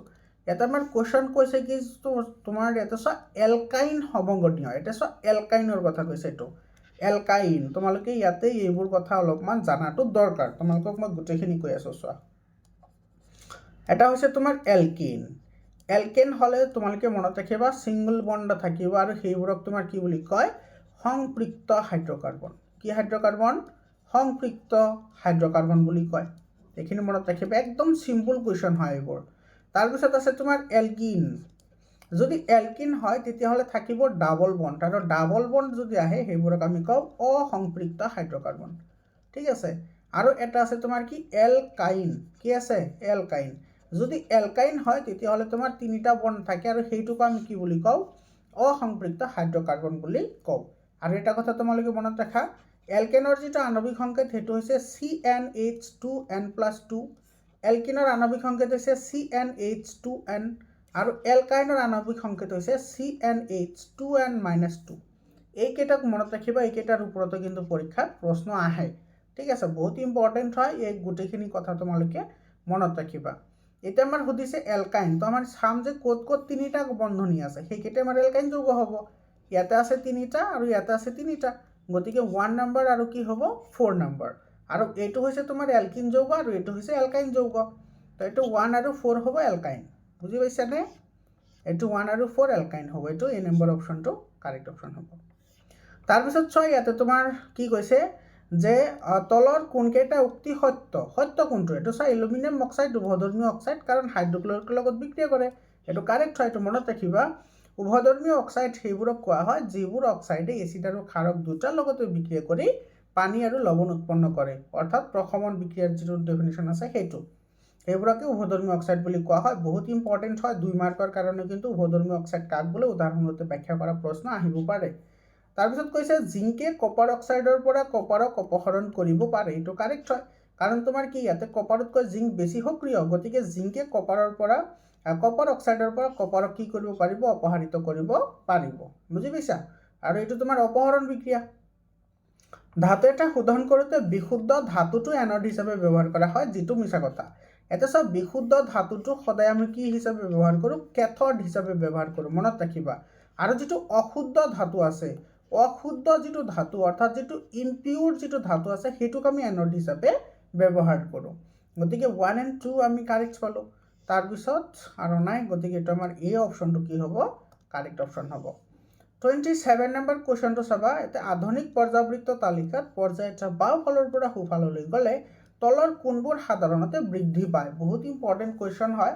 আধুনিক পৰ্যাবৃত্ত তালিকাৰ ওপৰত তোমালোকৰ বৰ্গ আৰু পৰ্যায়ৰ যিবোৰ পৰিৱৰ্তন আছে সেইবোৰ জনাটো কিন্তু বহুতেই ইম্পৰ্টেণ্ট হয়। তো ইয়াতে চোৱা, ইয়াতে আমাৰ কৈছে পৰ্যায়ৰ কথা। কিহৰ কথা কৈছে? পৰ্যায়ৰ কথা। এটা আমাৰ লেফ্টৰ পৰা আমি ৰাইটলৈ যাওঁ, লক্ষ্য কৰা, লেফ্টৰ পৰা ৰাইটলৈ গ'লে আমাৰ কি কি চেঞ্জ হয় তোমালোকে সেইকেইটা কথা মনত ৰাখা। আৰু কি কি চেঞ্জ নহয় তোমালোকে মন কৰিবা, যেতিয়া তুমি পৰ্যায় এটাৰ বাওঁফালৰ পৰা সোঁফালে যাবা তেতিয়া তোমাৰ ব্যাসাৰ্ধ কমে। ব্যাসাৰ্ধ কি কৰে? কমে, মনত ৰাখা, ব্যাসাৰ্ধ কমে। ঠিক আছে। তাৰপিছত তোমাৰ কাৰ্যকৰী নিউক্লিয় আধান বৃদ্ধি পায়, কাৰ্যকৰী নিউক্লিয় আধানটো তোমাৰ কি হয়? বাঢ়ে। তাৰপিছত তোমাৰ অধাতৱীয় গুণটো বাঢ়ে, অধাতৱীয় গুণ বৃদ্ধি পায়। ঠিক আছে, আৰু ধাতৱীয় গুণটো কমে। বুজি পাইছানে? এতিয়া তোমাৰ ইয়াতে অপশ্যন কেইটা চোৱা, ইয়াতে কৈছে বৃদ্ধি পায়, বাঢ়ে বুলি কৈছে। পাৰমাণৱিক ব্যাসাৰ্ধ বাঢ়ে জানো? পাৰমাণৱিক ব্যাসাৰ্ধ কমে, গতিকে আমাৰ এইটো নহ'ব। ধাতৱীয় ধৰ্মটো কমে, গতিকে এইটোও নহ'ব। কাৰ্যকৰী নিউক্লিয় আধানটো বৃদ্ধি পায়, এইটো হ'ব। আৰু অধাতৱীয় ধৰ্মটো বৃদ্ধি পাব, গতিকে 3 and 4 কাৰেক্ট হ'ব। এইটো আমাৰ ডি অপশ্যনটো কাৰেক্ট অপশ্যন হ'ব। তাৰপিছত চাইছোঁ বৈদ্যুতিক মটৰত আমি কি ব্যৱহাৰ কৰোঁ? ফল আঙুঠি, 4 নম্বৰ অপশ্যন কাৰেক্ট হয়। এইটো চি অপশ্যনটো কাৰেক্ট হ'ব, অনলি 4। তাৰপিছত চোৱা, এইটো বহুত ইম্পৰ্টেণ্ট কুৱেশ্যন হয়। পোহৰৰ বিক্ষেপণৰ কাৰণে কি হয়? আকাশৰ ৰং নীলা হয়, তাৰপিছত টিণ্ডেল পৰিঘটনা হয়, গতিকে এইটো আমাৰ চি অপশ্যন কাৰেক্ট হ'ব, 1 and 3। তৰাৰ তীৰবিৰণী হয় তোমাৰ বায়ুমণ্ডলীয় প্ৰতিসৰণ, মনত ৰাখা, এটমস্ফিয়াৰিক ৰিফ্ৰেকশ্যন, বায়ুমণ্ডলীয় প্ৰতিসৰণৰ কাৰণে হয়। আৰু যিটো ৰামধেনুৰ সৃষ্টি, ৰামধেনুৰ সৃষ্টি বহুতকেইটাৰ কাৰণে হয়, এইটো এটা পৰিঘটনা নহয়। এইটো কিন্তু বহুত ইম্পৰ্টেণ্ট এটা টপিক হয়, ইয়াৰ ওপৰত কিন্তু পৰীক্ষাত প্ৰশ্ন আহে। তো প্ৰথমতে তোমাৰ ৰামধেনুৰ যিটো গঠন আছে সেই ৰামধেনুৰ গঠনত তোমাৰ প্ৰথমতে কি হ'ব ৰিফ্ৰেকশ্যন হ'ব কি হ'ব ৰিফ্ৰেকশ্যনৰ পিছত তোমাৰ কি হ'ব ইয়াতে হ'ব তোমাৰ ৰিফ্লেকশ্যনৰ পিছত হ'ব তোমাৰ ইণ্টাৰনেল ৰিফ্লেকশ্যন আকৌ পিছত তোমাৰ কি হ'ব ৰিফ্ৰেকশ্যন হ'ব অৰ্থাৎ প্ৰতিসৰণ তাৰপিছত হ'ব তোমাৰ প্ৰতিফলন তাৰপিছত তোমাৰ ইণ্টাৰনেল প্ৰতিফলন অৰ্থাৎ আভ্যন্তৰীণ প্ৰতিফলন তাৰপিছত হয় তোমাৰ আকৌ প্ৰতিসৰণ হৈ তোমাৰ বাহিৰত কি কৰে ওলাই আহে ইয়াতে তোমাৰ আৰু এটা আছে তোমাৰ ৰিফ্লেকশ্যনৰ পিছত তোমাৰ এইটো কি হয় ডিছপাৰ্চন হয় এইটো বিচ্ছুৰণ হয় এইটো তোমাৰ বিচ্ছুৰণ ডিছপাৰ্চন বুলি কয় বিচ্ছুৰণ হয় ঠিক আছে এইটো মনত ৰাখিবা ION এইকেইটা ইয়াৰ পিছৰ কুৱেশ্যনটো চাবা ইয়াতে কি কৈছে ভিনেগাৰ হৈছে ৰন্ধা বঢ়া আৰু চাফ চিকুণ কৰাত ব্যৱহাৰ কৰা এটা সাধাৰণ ঘৰুৱা পদাৰ্থ এইটো আমি সকলোৱে জানো তো ইয়াৰ প্ৰধান উপাদান হ'ল এচিটিক এচিড যিয়ে ইয়াক সোৱাদ টেঙা দিয়ে তলৰ কোনটো এচিটিক এচিডৰ প্ৰকাৰ সঠিকভাৱে চিনাক্তকৰণ কৰে এটা একদম সিম্পল হয় এটা চাওক যিটো আমাৰ এচিটিক এচিড সেইটো কোনটো তোমাৰ সমগণৰ অন্তৰ্ভুক্ত সেইটো আমাক সুধিছে এইটো কাৰ্বক্সিলিক গ্ৰুপৰ অন্তৰ্ভুক্ত একদম ইজি হয় হয়নে এটা চাওক তোমালোকৰ যিটো কাৰ্যকৰী মূলক আছে কাৰ্যকৰী মূলককেইটা কিন্তু তোমালোকে বহুত ইম্পৰ্টেণ্ট হয় তোমালোকে জানিবই লাগিব ঠিক আছে চোৱা যদি কীটন হয় যদি কি হয় কীটন হয় তেতিয়াহ'লে লাষ্টত তোমাৰ কি যোগ হয় অন যোগ হয় কি যোগ হ'ব অন আৰু তোমাৰ পিছত তোমাৰ কি হ'ব সেইটোৰ নামে তোমাৰ যোগ হ'ব যেনেকুৱা এইটো চাওক প্ৰপানন যেনেকুৱা তোমাৰ কি প্ৰপানন এইটো চাওক লাষ্টত অন আহিছে ঠিক আছে আৰু যদি তোমাৰ এলকহল হয় যদি কি হয় এইবোৰ মনত ৰাখা যদি এলকহল হয় তেতিয়াহ'লে লাষ্টত অল আহিব কি আহিব অল যেনেকুৱা তোমাৰ প্ৰপানল যেনেকুৱা কি আহিব প্ৰপানল বুজি পালা যদি তোমাৰ এলডিহাইড আহে যদি কি আহে এলডিহাইড যদি এলডিহাইড হয় তেতিয়াহ'লে কিন্তু এল যোগ হ'ব কি যোগ হ'ব এল এইটো কনফিউজ নহ'ব ইয়াতে অল হ'ব এলকহলৰ কাৰণে আৰু এলডিহাইডৰ কাৰণে এল যোগ হ'ব আৰু তেতিয়াহ'লে তোমাৰ এইটো আহিব লাষ্টত এল যোগ হ'ব যেনেকুৱা প্ৰপানেল এইটো চাওঁ লাষ্টত এল যোগ হৈছে এইকাৰ আৰু এল আৰু যদি কাৰ্বক্সিলিক গ্ৰুপ হয় যদি কি গ্ৰুপ হয় কাৰ্বক্সিলিক গ্ৰুপ হয় তেতিয়াহ'লে তোমাৰ কি হয় ঐ শব্দটো যোগ হয় কি শব্দ ঐ শব্দ যোগ হয় যেনেকুৱা মিথানয়িক এচিড যেনেকুৱা কি এচিড মিথানয়িক এচিড তাৰপিছত আছে ইথানয়িক এচিড আৰু ইয়াতে যিটো আমাৰ ভিনেগাৰ আছে সেই ভিনেগাৰটো তোমাৰ কি হয় ইথানয়িক এচিড হয় ইয়াৰে ৰাসায়নিক নাম কি ইথানয়িক এচিড এতিয়া যদি ইয়াতে ইথানয়িক লাষ্টত ঐ শব্দ আছে তাৰমানে এইটো কি হ'ব কাৰ্বক্সিলিক গ্ৰুপ হ'ব এইটো একদম ইজি হয় কেৱল বস্তুবোৰ তোমালোকে বুজি পাব লাগে ঠিক আছে তাৰপিছত চাবা এমনিয়াম ক্লৰাইডক পানীত যোগ কৰিলে দ্ৰৱৰ উষ্ণতা হ্ৰাস পায় এইটো চোৱা উষ্ণতা হ্ৰাস পায় মানে উষ্ণতাটো তোমাৰ কি কৰে গ্ৰহণ কৰে তো যিবোৰ বিক্ৰিয়াত তোমাৰ উষ্ণতা গ্ৰহণ কৰে সেইবোৰক আমি এণ্ডোথাৰ্মিক ৰিয়েকশ্যন বুলি কওঁ তাপগ্ৰাহী আৰু যিবোৰত তোমাৰ কি হয় হিট ৰিলিজ হয় হিট কি হয় ৰিলিজ হয় অৰ্থাৎ তোমাৰ টেম্পাৰেচাৰ বৃদ্ধি পায় সেইবোৰক আমি এক্সোথাৰ্মিক অৰ্থাৎ তাপবৰ্জী বিক্ৰিয়া বুলি কওঁ এইটো চোৱা একদম সিম্পল কুৱেশ্যন হয় এইটো তলৰ তালিকাত 7টা দ্ৰৱৰ পিএইচৰ মান দিয়া আছে তাৰে পৰা প্ৰশ্নটো আমাক সুধিছে তীব্ৰ এচিড আৰু তীব্ৰ ক্ষাৰক সেইটো আমাক সুধিছে তোমালোকে একদম সিম্পল এটা কথা মনত ৰাখিব লাগে যেটা আমাৰ pH স্কেল আছে সেইটোৰ তোমাৰ ৰেঞ্জ হৈছে 1 পৰা 1 to 14 আৰু যিবোৰৰ তোমাৰ pHৰ মান 7তকৈ কম সেইবোৰ হৈছে এচিড সেইবোৰ কি এচিড আৰু যিবোৰৰ pHৰ মান 7তকৈ তোমাৰ বেছি সেইবোৰ হৈছে কি ক্ষাৰক সেইবোৰ কি হয় ক্ষাৰক হয় গতিকে এটা তোমাৰ চোৱা pHৰ মান যিমান কম হ'ব সেইটো সিমানেই এচিডিক হ'ব আৰু pHৰ মান যিমান বেছি হ'ব সেইটো সিমানেই ক্ষাৰক হ'ব এটা কৈছে তীব্ৰ এচিড হ'লে তোমাৰ pHৰ মান সবচেয়ে কম হ'ব লাগিব সবচেয়ে কম ইয়াতে আছে এইটো আছে আৰু তীব্ৰ ক্ষাৰক হ'লে সবচেয়ে জ্যাদা হ'ব লাগিব যেটো আমাৰ G আছে গতিকে তোমাৰ তীব্ৰ এচিড হ'ব A আৰু তীব্ৰ ক্ষাৰক হ'ব G যেটো আমাৰ B অপচনত আছে বুজি পাইছানে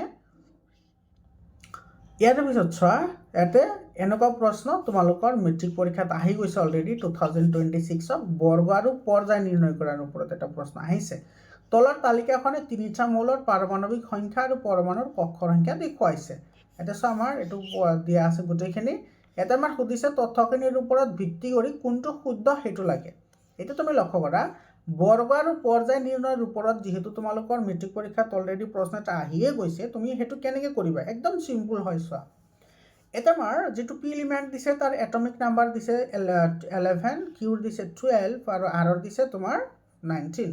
তো ইয়াৰে যদি তুমি এটমিক নাম্বাৰ ইলেক্ট্ৰনিক কনফিগাৰেশ্যন অৰ্থাৎ ইলেক্ট্ৰন বিতৰণ দেখুৱা, তেতিয়াহ'লে কি হ'ব? 281 হ'ব, তাৰপিছত 12ৰ হ'ব 282 আৰু 19ৰ হ'ব 2881। এতিয়া ইয়াৰে যুজতা 1 হয়, ইয়াৰেও যুজতা 1 হয়। তাৰমানে আমি গম পালোঁ এইটো আৰু এইটো এই দুইটা তোমাৰ ক'ত থাকিব? এটা বৰ্গতে থাকিব। ঠিক আছে, এটা বৰ্গতে থাকিব। তাৰপিছত ইয়াত আছে 2। তো এতিয়া আমি চোৱা, আমি দুটা কথা ইয়াতে জানিব লাগে। ইয়াতে যিটো চোৱা, ইয়াতে যিটো কক্ষৰ সংখ্যা আছে, কক্ষৰ সংখ্যাই তোমাৰ পৰ্যায় নিৰ্ণয় কৰে। কক্ষৰ সংখ্যাই কি নিৰ্ণয় কৰে? পৰ্যায়। আৰু যিটো তোমাৰ এই ভেলেন্সি আছে অৰ্থাৎ যুজতা, সেই যুজতাবোৰে তোমাৰ কি নিৰ্ণয় কৰে? বৰ্গ। যুজতাবোৰে বৰ্গ নিৰ্ণয় কৰে। তো ইয়াতে তুমি লক্ষ্য কৰা, ইয়াতে তোমাৰ 3টা আছে কক্ষ, গতিকে এইটো যাব 3য় নম্বৰ পৰ্যায়ত। আচ্ছা, ইয়াতে কক্ষৰ সংখ্যা দিয়েই আছে। তাৰপিছত তোমাৰ এইটো যাব, এইটো 3য় নম্বৰত যাব, এইটো যাব 4 নম্বৰত। এতিয়া চোৱা, আমাৰ অপশ্যন কেইটা চোৱা, ইয়াতে চোৱা, এইটো পি আৰু আৰ তোমাৰ একে বৰ্গৰে হ'ব। এইটো পি আৰু আৰ এইটো কি হ'ব? এটা বৰ্গৰে হ'ব, কাৰণ ইয়াৰে যুজতা চেম হয়, সমস্থানিকটো নহয়। এইটো চোৱা, তোমাৰ সমসংস্থ অংগ আৰু সমবৃত্তিক অংগ। এইটো তোমাৰ কৈছে ববেনে ৰাজ্যিক সংগ্ৰহালয়লৈ যাওঁতে তলত দিয়া ধৰণৰ কিছুমান সংৰক্ষিত জীৱৰ অংগ দেখা পালে। ইয়াৰে পৰা সমসংস্থ আৰু অংগবোৰ চিনাক্তকৰণ কৰা। চোৱা, এতিয়া তোমালোকে দুটা বস্তু চাব লাগে। এটা হৈছে সমসংস্থ, মন কৰা। সমসংস্থ মানে কি? যিবোৰৰ কাম বেলেগ বেলেগ। মন কৰা, কাম তোমাৰ কি হয়? বেলেগ হয়, কাম বেলেগ। ঠিক আছে, তাৰপিছত তোমাৰ গঠন একে। গঠন কি হ'ব লাগে? একে। আৰু উৎপত্তি স্থান একে হ'ব লাগে। উৎপত্তি স্থান তোমাৰ কি হয়? একে হয়। তো এইটো মনত ৰাখিবা দেই, 2 মাৰ্কৰ কাৰণে ডিফাৰেঞ্চো লিখিবলৈ আহে। সমসংস্থ অংগ সেইবোৰক কোৱা হয় যিবোৰৰ গঠন একে, উৎপত্তি স্থান একে, কিন্তু কাম বেলেগ বেলেগ হয়, সেইবোৰকেই সমসংস্থ অংগ বুলি কোৱা হয়। আৰু এটা আছে সমবৃত্তি। এইটো চোৱা, এইটো তোমাৰ নাম শুনিয়ে ক'ব পাৰি, সমবৃত্তি। এতিয়া বৃত্তি মানে হৈছে কাম, সম মানে কি? যিবোৰৰ তোমাৰ গঠন বেলেগ। মনত ৰাখা, যিবোৰৰ গঠন ভিন্ন মানে বেলেগ। তাৰপিছত তোমাৰ উৎপত্তি স্থান ভিন্ন। উৎপত্তি স্থান তোমাৰ কি হয়? ভিন্ন, বাট কাম একে হয়। কাম কি হয়? একে। সেইবোৰক তোমাৰ কোৱা হয় সমবৃত্তিক অংগ। তো ইয়াতে তোমালোকে যদি ভালদৰে যদি লক্ষ্য কৰা, এই দুটা অংগৰ এই দুটাৰ তোমাৰ কাম হৈছে উৰা কাম। দুটাৰ কি কাম? উৰা কাম। গতিকে এইটো হ'ব সমবৃত্তিক অংগ। গতিকে আৰ আৰু এছ তো হ'বই নোৱাৰে। এইটো হৈছে চোৱা, তোমাৰ লক্ষ্য কৰা, এইটো হৈছে মানুহৰ হাত আৰু এইটো হৈছে প্ৰাণীৰ আগঠেং। এইটো প্ৰাণীৰ কি? আগঠেং। প্ৰাণীৰ আগঠেং, এইটো হৈছে মানুহৰ হাত। দুটাৰ উৎপত্তি স্থান একে হয়। উৎপত্তি স্থান কি হয়? একে হয়। এটা স্থানৰ পৰাই তোমাৰ কি কৰে? আহে। কিন্তু ইয়াৰে তোমাৰ চোৱা, কাম কি হয়? বেলেগ বেলেগ হয়। মানুহৰ হাতৰ কাম তোমাৰ ডিফাৰেণ্ট টাইপ অফ ৱৰ্কছ আছে, আৰু তোমাৰ প্ৰাণীৰ যিটো আগঠেং আছে সেইটোৱে তোমাৰ কি কৰে? চলা ফুৰাত ইউজ কৰে। গতিকে পি আৰু কিউ তোমাৰ ইয়াতে কি হ'ব? সমসংস্থ হ'ব। বুজি পালানে? তাৰপিছত চোৱা, ইয়াতে কি কৈছে চোৱা, প্ৰিজমৰ মাজেৰে পাৰ হোৱা প্ৰতিসৰণ দেখুওৱা হৈছে আপতন কোণ, নিৰ্গত কোণ আৰু বিচ্ছিত কোণ তুমি দেখুৱাব লাগে। এইটো চোৱা, এইটো একদম ইজি হয়। আপতন কোণ। আপতন কোণ মানে কি? তোমাৰ এংগল অফ ইনচিডেন্স, এইটো আপতন কোণ। এইটো নৰ্মেলৰ লগত তোমাৰ এইটো আপতিত ৰশ্মি যিটো কোণ কৰে সেইটোক আপতন কোণ বুলি কয়। আৰু তোমাৰ এইটো হৈছে তোমাৰ ইমাৰ্জেণ্ট ৰে, অৰ্থাৎ তোমাৰ ইমাৰ্জেণ্ট ৰে, নিৰ্গত ৰশ্মি। নিৰ্গত ৰশ্মি আৰু ইয়াৰ অভিলম্বৰ মাজত যিটো কোণ কৰে সেইটো কয় নিৰ্গত কোণ। আৰু তোমাৰ এইটো হৈছে তোমাৰ আপতিত ৰশ্মি, এইটো হৈছে নিৰ্গত ৰশ্মি। আপতিত ৰশ্মি আৰু নিৰ্গত ৰশ্মিৰ মাজৰ যিটো এংগল সেইটো কয় এংগল অফ ডেভিয়েশ্যন, অৰ্থাৎ বিচ্যুতি কোণ। তো ৱাই কিউ, এইটো ডি অপশ্যন কাৰেক্ট। বুজি পালানে? এই কুৱেশ্যনটো চোৱা, যিমান ডাঙৰ প্ৰশ্ন সিমান ইজি আনচাৰ। ৰবিয়ে ম্লান পোহৰত নিজৰ কিতাপখন পঢ়ি আছিল। কিছু সময় পাছত তেওঁৰ চকুত টান অনুভৱ হ'বলৈ ধৰিলে আৰু পঢ়িবলৈ অসুবিধা পালে। ভালকৈ পোহৰাই ৰখা কোঠাটোলৈ গুচি যোৱাত তেওঁ আকৌ স্পষ্টকৈ দেখা পালে। তাৰ বন্ধুৱে লক্ষ্য কৰিলে যে দূৰৰ বস্তু চাই থাকোঁতে ৰবিয়ে প্ৰায়ে দৃষ্টিশক্তি ম্লান হোৱাৰ অভিযোগ কৰে। ডাক্তৰে তেওঁক অৱতল লেন্সযুক্ত চশমা পিন্ধিবলৈ পৰামৰ্শ দিলে। গম পাইছা এইটো কোনটো কিহৰ কথা কৈছে? দূৰৰ বস্তু চোৱাত অসুবিধা পায়, ওচৰৰ বস্তু চাব পাৰে কিন্তু দূৰৰ বস্তু চোৱাত অসুবিধা পায়, তাৰমানে মায়োপিয়া হৈ আছে। আৰু মায়োপিয়া হ'লে আমি কি ব্যৱহাৰ কৰোঁ? অৱতল লেন্স ইউজ কৰোঁ। আৰু যদি হাইপাৰমেট্ৰপিয়া হয় তেতিয়াহ'লে আমি উত্তল লেন্স ইউজ কৰোঁ। তো ল'ৰাজনৰ কি হৈছে সেইটো আমাক সুধিছে। ওপৰৰ পৰিস্থিতিৰ ওপৰত ভিত্তি কৰি উত্তৰ দিয়া। কোনটো বিকাৰত ভুগিছে এইটো চোৱা, কোনটো বিকাৰ হৈ আছে? মায়োপিয়া। একদম চিম্পুল হয়। আৰু হাইপাৰমেট্ৰপিয়া হ'লে দূৰৰ বস্তু চাব পাৰে কিন্তু ওচৰৰ বস্তু চাব নোৱাৰে। এইটো কি হয়? এইটো বিদ্যুৎ চুম্বক হয়। এইটো এ নম্বৰ অপশ্যনটো কাৰেক্ট অপশ্যন হয়। এইটো চোৱা বহুত ইম্পৰ্টেণ্ট এটা তোমাৰ সিকুৱেন্স বেছড কুৱেশ্যন হয়। হাওঁফাওঁৰ পৰা শৰীৰৰ বিভিন্ন অংশলৈ অক্সিজেন পৰিবহণৰ বাবে কোনটো শুদ্ধ? তো ইয়াতে তোমাৰ এইটো এ নম্বৰটো শুদ্ধ হ'ব। হাওঁফাওঁ, ক্লোমহীৰা, বাউলিন্দ, বাউণ্ডুলে, মহাধমনী অংগ। এইটো এ নম্বৰ অপশ্যনটো কাৰেক্ট হ'ব। অতি ইম্পৰ্টেণ্ট কুৱেশ্যন হয় এইবোৰ, ঠিক আছে।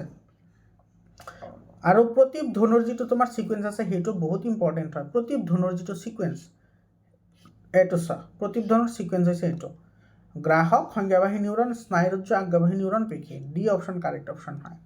আৰু এই কুৱেশ্যনটো তোমালোকৰ মেট্ৰিকত আহি যোৱা কুৱেশ্যন হয়। এইটো কুৱেশ্যন এজন ছাত্ৰই R1, R2 আৰু R3 ৰোধ বিশিষ্ট 3ডাল নিক্ৰমণৰ তাঁৰৰ বাবে পৰীক্ষা এটা কৰাত চিত্ৰত দিয়াৰ দৰে VI লেখ লাভ কৰিলে। উক্ত তথ্যৰ ভিত্তিত কোনটো বিকল্প শুদ্ধ? এটা চোৱা আমাৰ VI লেখ আমাৰ দিয়া আছে, এইটো হৈছে ভোল্ট আৰু এইটো হৈছে এম্পিয়াৰ। এটা চোৱা তোমাৰ এইটো R1, R2 আৰু R3 এইটো ৰেজিষ্টেঞ্চ হয়। এতিয়া তোমাৰ দিয়া আছে ৰোধ। এতিয়া আমাক সুধিছে যে কোনটো শুদ্ধ হ'ব। লক্ষ্য কৰা এতিয়া তোমাৰ ভোল্টেজ তোমাৰ কি আছে? এইটো ভোল্টেজ কম আছে, মানে এইটো ভোল্টেজৰ ফালে বেছি আহিছে আৰু ইফালে চোৱা এইটোৰ পৰা বেছি দূৰত আছে। তাৰমানে ইয়াৰে তোমাৰ ৰোধ কি আছে? বেছি আছে, সেইকাৰণে তোমাৰ প্ৰবাহ কম গৈছে। বুজি পাইছা কি কৈছোঁ? এতিয়া চব প্ৰবাহৰ পৰা বেছি দূৰত আহিছে, তাৰমানে ইয়াতে কাৰেণ্ট কম গৈছে। মানে কাৰেণ্ট কম যায় কেতিয়া? যেতিয়া তোমাৰ ৰোধ কি হয়? বেছি হয়। মানে R3 ৰোধ আটাইতকৈ বেছি, তাৰপিছত হ'ব R2, তাৰপিছত হ'ব R3, R1। এইটো চি অপশ্যন কাৰেক্ট অপশ্যন হয়। চিম্পল কুৱেশ্যন হয় একেবাৰে। মানে তোমাৰ ৰোধ যিমানে বাঢ়িব আই সিমানে কমিব, এইটো তোমালোকে গমেই পোৱা। এইটো চোৱা এজাৰছন ৰিজনিঙৰ কুৱেশ্যন দিছে ইয়াতে। উত্তল দাপোন গাড়ীৰ পিছলৈ চোৱা দাপোন হিচাপে ব্যৱহাৰ কৰা হয়। এইটো কাৰেক্ট হয়। উত্তল দাপোনে সৰু প্ৰতিবিম্ব গঠন কৰে আৰু দৃষ্টিক্ষেত্ৰ বহল। এইটো কাৰেক্ট হয়, হয়নে নাই? তো এজাৰছন আৰু ৰিজন দুইটা কাৰেক্ট হ'ব, লগতে ৰিজনটো এজাৰছনৰ শুদ্ধ ব্যাখ্যাও হ'ব। তাৰপিছত এজাৰছন ৰিজনিঙৰ কুৱেশ্যন চোৱা। বিদ্যুৎ পৰিবাহী চলেণ্ডাৰে দণ্ড চুম্বকৰ দ্বাৰা আচৰণ কৰে। কাৰেক্ট হয়। বিদ্যুৎ বহনকাৰী চলেণ্ডাৰটোৰ ভিতৰত থকা চুম্বকীয় ক্ষেত্ৰখন অবিহাৰী, মানে কনভাৰ্জেন্স বুলি কৈছে। এইটো মিছা কথা, কাৰণ বিদ্যুৎ বহনকাৰী চলেণ্ডাৰটোৰ ভিতৰত থকা যিটো চুম্বক ক্ষেত্ৰ আছে সেইটো সুষম হয়। ভিতৰৰ চুম্বক ক্ষেত্ৰটো সদায় কি হয়? সুষম হয়। না কনভাৰ্জেন্স হয় না ডাইভাৰ্জেন্স হয়, সুষম হয়। গতিকে এইটো মিছা হয়। তাৰপিছত কুৱেশ্যনটোত কৈছে কাৰ্বন হ'ল অসংখ্য যৌগ গঠন কৰিব পৰা একমাত্ৰ মৌল। এইটো কাৰেক্ট হয়। মানে কাৰ্বনৰ যি দুটা ধৰ্ম আছে, এটা হৈছে চতুৰ্থ সহযোজ্যতা আৰু এটা হৈছে কেটিনেশ্যন। এইটো কিন্তু মনত ৰাখিবা। কাৰ্বনৰ চতুৰ্থ সহযোজ্যতা আৰু কেটিনেশ্যন ধৰ্মৰ কাৰণেই কাৰ্বন পৃথিৱীত একমাত্ৰ মৌল যিয়ে তোমাৰ বহুত সংখ্যক তোমাৰ কি কৰিব পাৰে? যৌগ গঠন কৰিব পাৰে। এইটো কিন্তু তোমাৰ 2 মাৰ্কৰ কাৰণে সোধে যে কোন দুটা কাৰ্বনৰ ধৰ্মৰ কাৰণে ই অসংখ্য যৌগ গঠন কৰিব পাৰে। তেতিয়া আনসাৰ হ'ব চতুৰ্থ সহযোজ্যতা আৰু কেটিনেশ্যন। তো ইয়াতে তোমাৰ ৰিজনততো সেইটোৱে কৈছে, গতিকে এজাৰছন আৰু ৰিজন দুইটা কাৰেক্ট হ'ব, লগতে ৰিজনটো এজাৰছনৰ শুদ্ধ এক্সপ্লেনেশ্যনো হ'ব। সেইটো চোৱা, এইটো কৈছে তোমাৰ কোনবোৰ তাপবৰ্জী। এইটো আমি গমেই পাওঁ যে তাপবৰ্জী কোনবোৰ হয়, হয়নে? যিবোৰত তাপ উৎপন্ন কৰে সেইবোৰক তাপবৰ্জী। এইটো চোৱা পানীৰ বাষ্পীভৱন, তো বাষ্পীভৱনৰ কাৰণে তোমাৰ তাপ দিবহে লাগে। যদি আমি তাপ দিব লাগে তেতিয়াহ'লে সেইটো হ'ব তাপগ্ৰাহী, হয়নে নাই? এণ্ডথাৰ্মিক। তাৰপিছত কৈছে changes occurring in plant based substances during decomposition leading to compost. বনস্পতিজাত দ্ৰব্যৰ পচন হাৰলৈ পৰিৱৰ্তন, এইটো এটা তোমাৰ কি হয়? এক্সোথাৰ্মিক হয়।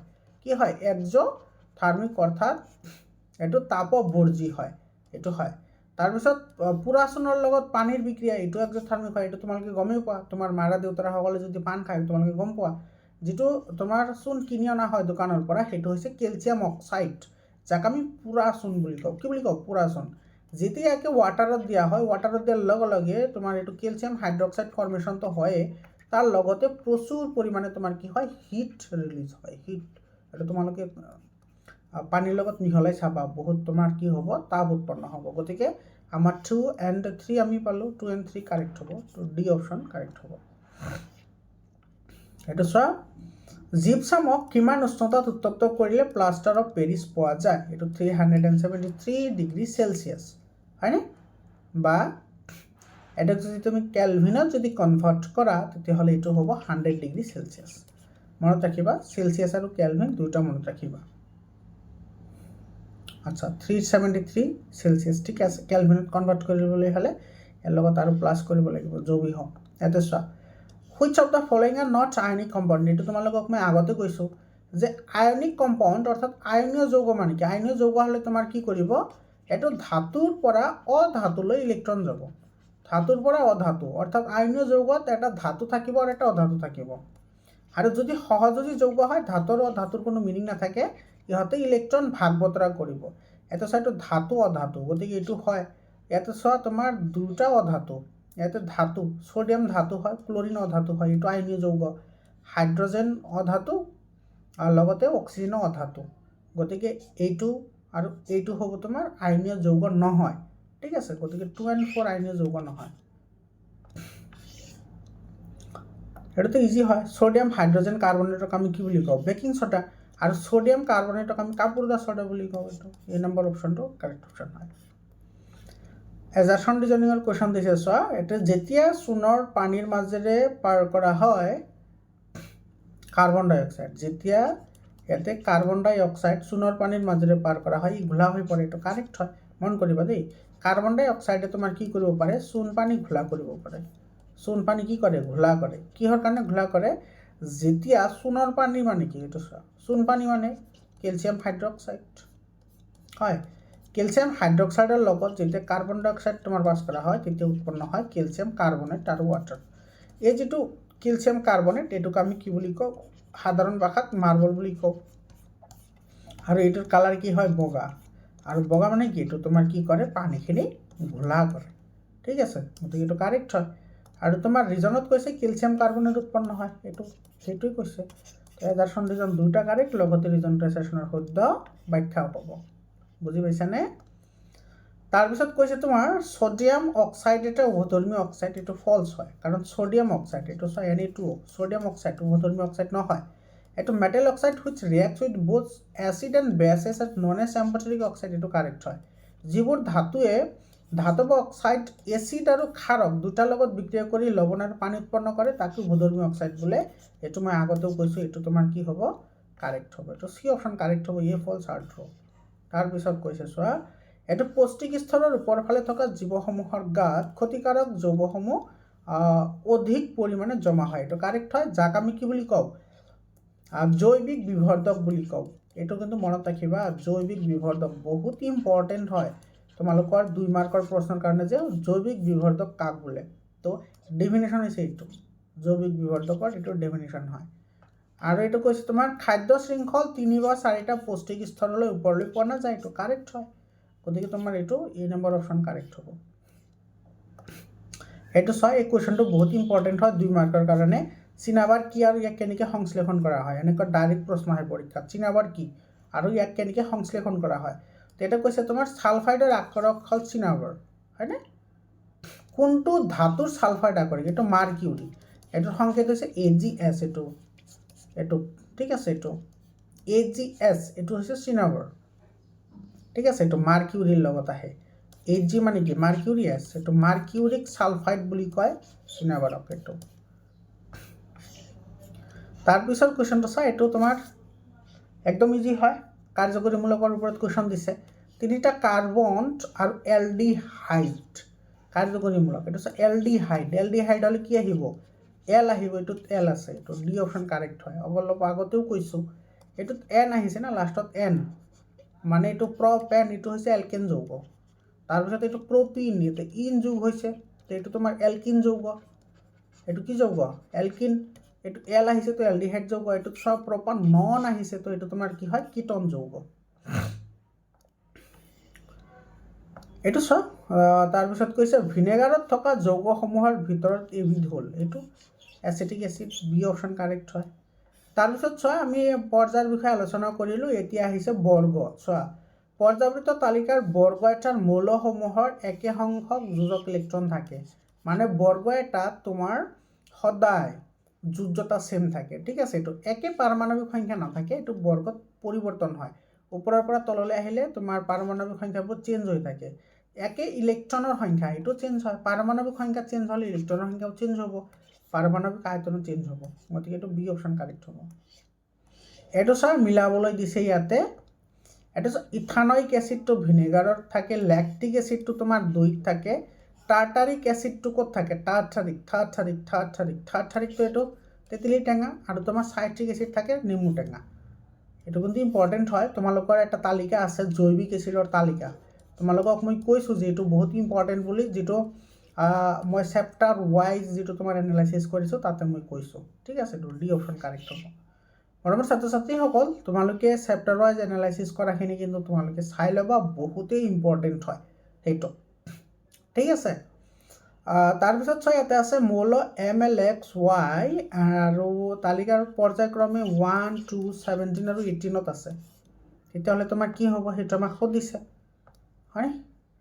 M আছে 1 নম্বৰত, L আছে 2 নম্বৰত, X আছে 17ত আৰু Y আছে 18ত। 18 নম্বৰটোতো সম্ৰান্ত গেছ হ'ব। এমৰ বৰ্গ হৈছে তোমাৰ 1, এলৰ বৰ্গ হৈছে 2। আচ্ছা, বৰ্গ 1 এম নন মেটেলিক, এইটো তোমাৰ হাইড্ৰজেন বুজাইছে, হাইড্ৰজেনটো অধাতু হয়। 16 নম্বৰ কুৱেশ্যনটো চোৱা, আধুনিক পৰ্যাবৃত্ত তালিকাত তৃতীয় পৰ্যায়ৰ মৌল কেইটা আছে? 8টা। তৃতীয় পৰ্যায়ত মৌল আছে 8। এইটো চোৱা জাইলেম আৰু ফ্লুয়েম দুটা কিন্তু মনত ৰাখিবা, তোমালোকে এইবোৰ ক্লাছ 8ৰ পৰাই পঢ়ি আহিছা। জাইলেম কলাৰ কাম কি? জাইলেম কলাৰ কাম হৈছে পানী পৰিবহণ কৰা। আৰু ফ্লুয়েম কলাৰ কাম কি সেইটো তোমালোকে কমেণ্টত জনাবা, ফ্লুয়েম কলাৰ কি কাম আছে। ঠিক আছে, এই কুৱেশ্যনটো তোমাৰ 2023 মেট্ৰিক পৰীক্ষাত আহি যোৱা প্ৰশ্ন হয়, বহুত ইম্পৰ্টেণ্ট কুৱেশ্যন হয়। কোষৰ এণ্ডোথাৰ্মিক বিক্ৰিয়াক সংগঠিতৰ বাবে কোষে কি ব্যৱহাৰ কৰে? ATP ব্যৱহাৰ কৰে। আৰু এটা কথা মনত ৰাখিবা, এই যিটো ATP আছে এইটোক তোমাৰ কোষীয় শক্তিৰ মুদ্ৰা বুলিও কোৱা হয়। ঠিক আছে, কোষীয় শক্তিৰ মুদ্ৰা বুলিও কোৱা হয়, মনত ৰাখিবা, ইম্পৰ্টেণ্ট হয়, এইটো পৰীক্ষাত আহে। এই কুৱেশ্যনটো চোৱা, তোমালোকৰ যিকেইটা উদ্ভিদৰ হৰমন আছে এইকেইটাৰ ওপৰত কিন্তু পৰীক্ষাত প্ৰশ্ন আহিব। তোমালোকৰ মেট্ৰিক পৰীক্ষাতো প্ৰশ্ন আহি গৈছে। কিমানবাৰ যে কওঁ এইবোৰ কথা, তাৰপিছতো তোমালোকে গুৰুত্ব নিদিয়া, আৰু গুৰুত্ব নিদিয়াৰ কাৰণেই তোমালোকে আজি ফেইল কৰিছা। ঠিক আছে, এটা কুৱেশ্যনটো আহিছে না, 2 মাৰ্কৰ কুৱেশ্যন আহিছে, 2 মাৰ্কৰ এই তোমাৰ উদ্ভিদৰ এই হৰমনৰ ওপৰত। এতিয়া চব কোষ বিভাজনত সহায় কৰে কোনে? চাইটকাইনিন, এইটোত আমি অট'মেটিক জানো। অক্সিনে সহায় কৰে তোমাৰ বৃদ্ধিত সহায় কৰে, বৃদ্ধিত। জিবাৰেলিন যিটো আছে এইটোৱে তোমাৰ কি কৰে? গছৰ কলেবৰ বৃদ্ধি কৰে, মনত ৰাখিবা, কলেবৰ বৃদ্ধি কৰে। তাৰপিছত তোমাৰ কোষৰ আকাৰ ডাঙৰ কৰে, কোষৰ আকাৰ কি কৰে? ডাঙৰ কৰে। আৰু যিটো এপচাইচিক এচিড আছে, এপচাইচিক এচিডে তোমাৰ কি কৰে? বৃদ্ধিত বাধা প্ৰদান কৰে। বৃদ্ধিত কি কৰে? এইটো বাধা প্ৰদান কৰে। আৰু এপচাইচিক এচিডৰ বিষয়ে আৰু মনত ৰাখা, এইটো তোমাৰ কি কৰে? ফল পকাত সহায় কৰে, মনত ৰাখিবা, ফল পকাত সহায় কৰে। তাৰপিছত ফল সৰাতো সহায় কৰে। তাৰপিছত তোমাৰ কি কৰে? পাত সৰাত সহায় কৰে, যে পাতবোৰ যে সৰি পৰে সেইবোৰো সহায় কৰে। ফলটো পকাতো সহায় কৰে, লগতে তোমাৰ ফলবোৰ পকিলে যে সৰি পৰে সেইটো এপচাইচিক এচিডৰ কাম। ঠিক আছে, তাৰপিছত তোমাৰ গছৰ পাতবোৰ সৰি পৰে, সেইটো তোমাৰ এপচাইচিক এচিডৰ কাম। আৰু এপচাইচিক এচিডে তোমাৰ গছবোৰ যাতে বেছি বৃদ্ধি হ'ব নোৱাৰে সেইটোকো বাধা প্ৰদান কৰে। 20 নম্বৰ কুৱেশ্যনটো চোৱা, ইয়াতে কৈছে 20 চেণ্টিমিটাৰ ফ'কাছ দৈৰ্ঘ্যৰ অৱতল দাপোন এখনে লক্ষ্যবস্তুৰ দুগুণ আকাৰৰ এটা প্ৰতিবিম্ব গঠন কৰে। অসৎ প্ৰতিবিম্ব পাবলৈ হ'লে লক্ষ্যবস্তুটোৰ অৱস্থান কিমান হ'ব? এইটো চোৱা, তোমাৰ বিবৰ্ধন 2 গুণ বুলি কৈছে না, এইটো দুগুণ আকাৰ, অৰ্থাৎ বিবৰ্ধন 2 দিয়া আছে, গতিকে ভিৰ মান কিমান হ'ব? -2u হ'ব। এইটো চোৱা, কেলকুলেশ্যনখিনি চাবা। এতিয়া আমি ফৰ্মুলা জানো, এইটো হৈছে দাপোনৰ সূত্ৰ 1/v + 1/u = 1/f। এতিয়া ভিৰ ভেলু বহাই দিয়া, এইটো ভিৰ ভেলু আছে -2u আৰু আছে u। আৰু তোমাৰ ফ'কাছ দৈৰ্ঘ্য দিয়া আছে কিমান? 20 চেণ্টিমিটাৰ। আৰু যিহেতু অৱতল দাপোনৰ ফ'কাছ দৈৰ্ঘ্য নিগেটিভ হয়, মনত ৰাখিবা, অৱতল দাপোনৰ ফ'কাছ দৈৰ্ঘ্য তোমাৰ কি হয়? নিগেটিভ হয়। আৰু উত্তল দাপোনৰ ফ'কাছ দৈৰ্ঘ্য তোমাৰ কি হয়? পজিটিভ হয়। মনত ৰাখিবা। ইয়াৰ এলচিএম লোৱা, এইটো এলচিএম আহিব 2u, এইটো আহিব -2 + 1 = ইমান। তাৰপিছত তুমি কেলকুলেশ্যন কৰিলে ইউৰ ভেলু কিমান পাব, -10। এইটো তোমাৰ চি অপশ্যনটো কাৰেক্ট অপশ্যন হ'ব। এতিয়া তোমালোকে ক'ব পাৰা ছাৰ ইয়াতে মাইনাছ আছে, ইয়াতে মাইনাছ নাই, তথাপিও আপুনি কিয় টিক কৰিছে?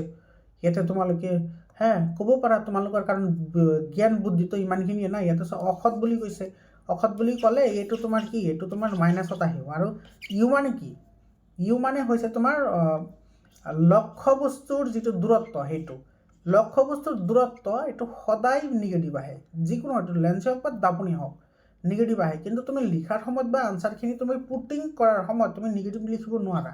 এইটো চি অপশ্যন কাৰেক্ট হ'ব।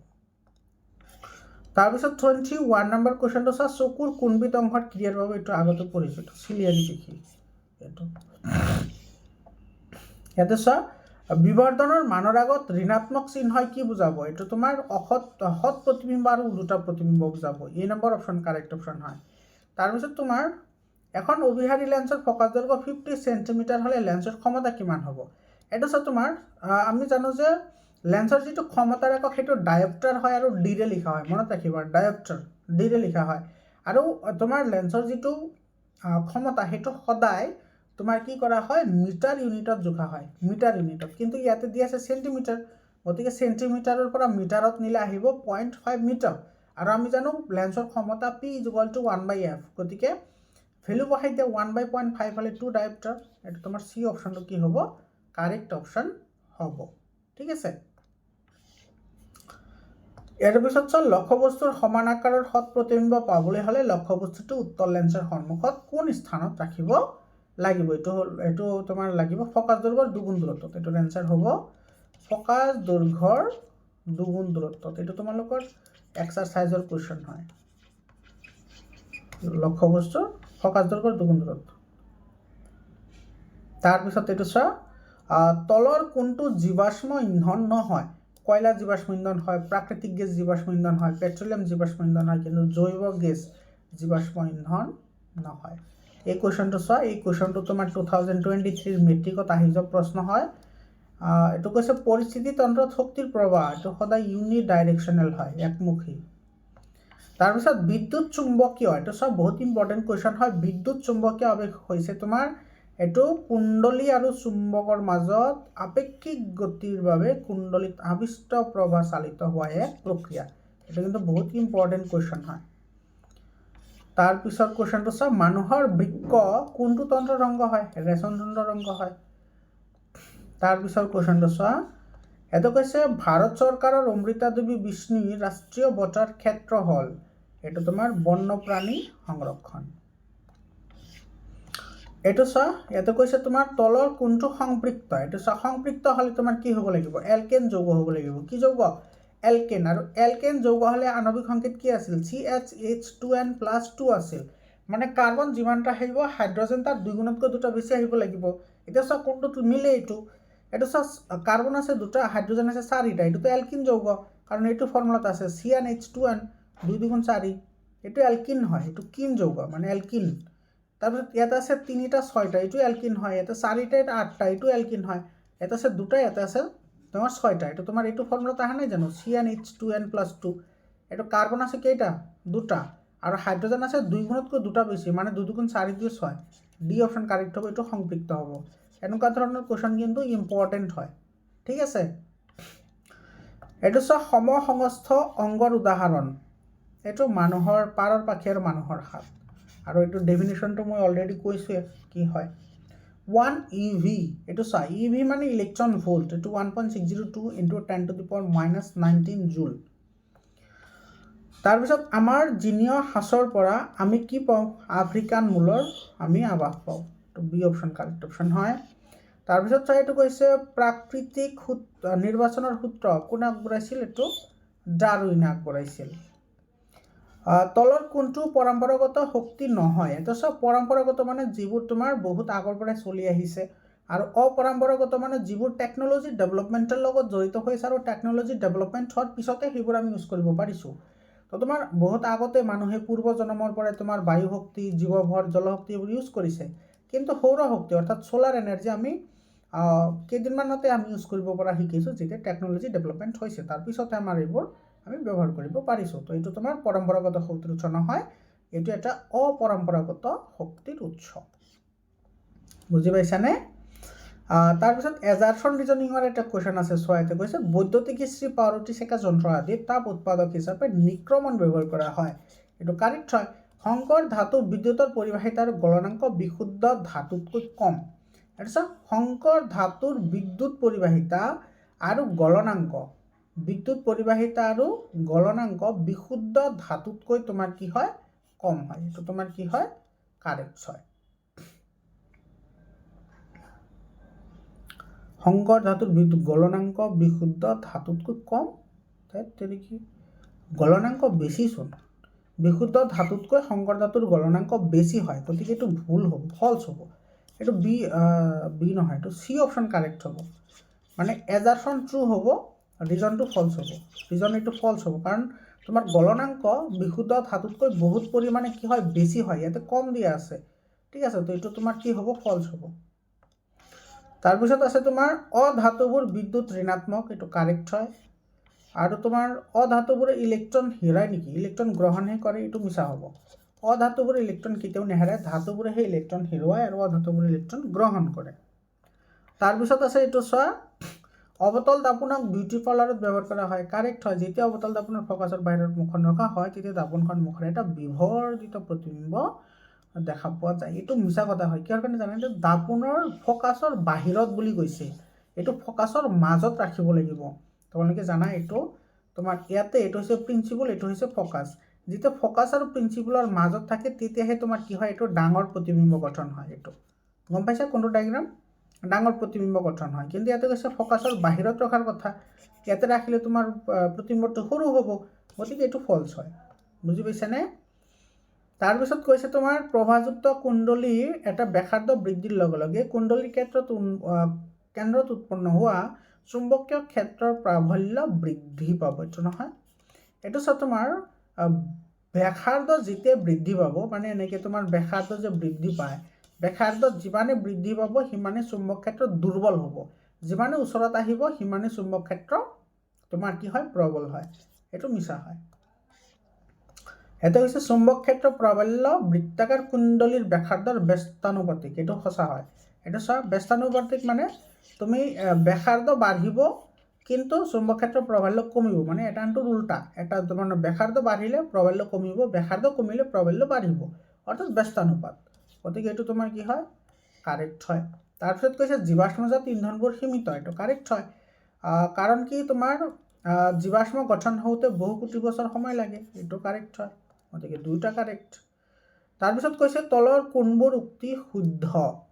এইটো চব ক্ষয়ভৱন এটা তাপবৰ্জী বিক্ৰিয়া, এইটো কাৰেক্ট হয়। ক্ষয়ভৱন এটা তাপগ্ৰাহী বিক্ৰিয়া, এইটো ফলছ হয়। সালোক সংশ্লেষণ এটা তাপগ্ৰাহী বিক্ৰিয়া, এইটো কাৰেক্ট হয়। এচিড লঘূকৰণ এটা তাপবৰ্জী বিক্ৰিয়া, এইটো কাৰেক্ট হয়। তো এইটো তোমাৰ কুৱেশ্যন, আচ্ছা ইয়াতে দিয়া আছে তোমাৰ চব PRS, এইটো শুদ্ধ। চি অপশ্যনটো তোমাৰ কি হ'ব? কাৰেক্ট অপশ্যন হ'ব। তাৰপিছত চোৱা, এই এনেকুৱা ধৰণৰ কুৱেশ্যনো তোমালোকৰ পৰীক্ষাত আহে, ঠিক আছে। এইটো তোমাৰ কি কৈছে? দহন দেখুৱাই দি আছে জাৰিত আৰু বিজাৰিত। জাৰিত মানে কি? জাৰিত মানে অক্সিজেন যোগ হোৱা আৰু বিজাৰিত মানে অক্সিজেন হেৰুওৱা। তো ইয়াতে চোৱা, মিথেন আছিল, মিথেনৰ পৰা ইয়াতে হাইড্ৰজেন হেৰাইছে আৰু অক্সিজেন তোমাৰ ইয়াতে কি হৈছে? যোগ হৈছে। গতিকে জাৰিত হৈছে কোনটো? মিথেন। আৰু ইয়াতে অক্সিজেন আছিল, ইয়াতে হাইড্ৰজেন যোগ হৈছে। তো হাইড্ৰজেন তোমাৰ কি হৈছে?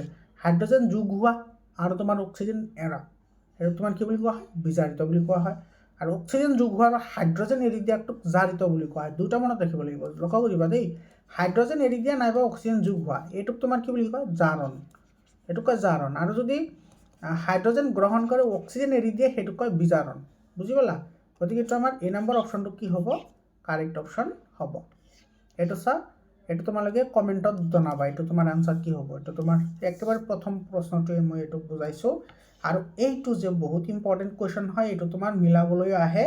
স্ফটিকাবদ্ধ জলযুক্ত লৱণৰ এটা উদাহৰণ হ'ল, এটা চোৱা, ৱাশ্বিং পাউডাৰত তোমাৰ 10টা পানীৰ অণু থাকে, মনত ৰাখিবা দেই। আৰু সংকেত হৈছে NH3। প্লাষ্টাৰ অফ পেৰিছত তোমাৰ 1/2টা পানীৰ অণু থাকে, কিন্তু জিপছামত 2টা পানীৰ অণু থাকে, মনত ৰাখিবা।